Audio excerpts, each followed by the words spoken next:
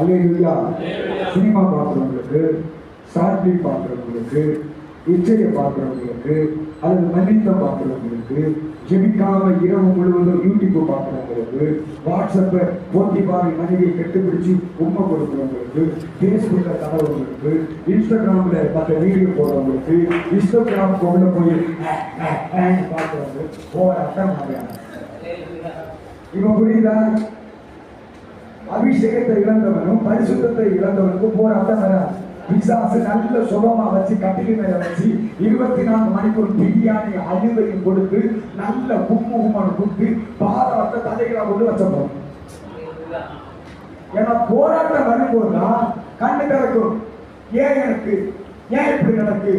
போராட்டம் வரும்போதுதான் ஆண்டவரை கூப்பிட தோணும். ஏன் இவர்கள் எனக்கு சம்பவிக்கிறது? காரணம் என்ன? அல்லேலூயா, அல்லேலூயா.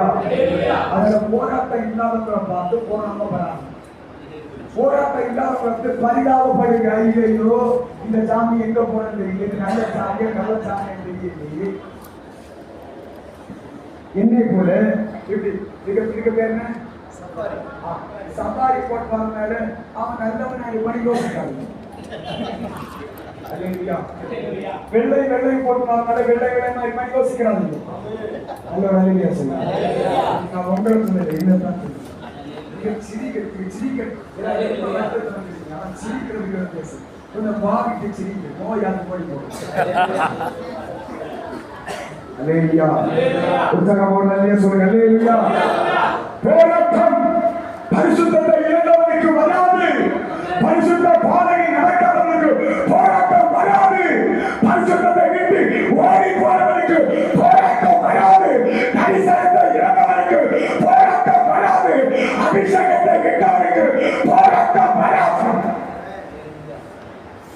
இந்த போராட்டம் தான் நம்மளை பரலோகத்துக்கு கொண்டு 10 நாட்கள் உபத்திரவப்படுகிறீர்கள், மரணமடைந்த உண்மையாளர்கள், நான் உனக்கு ஜீவன் தருவேன். கரங்களை தட்டி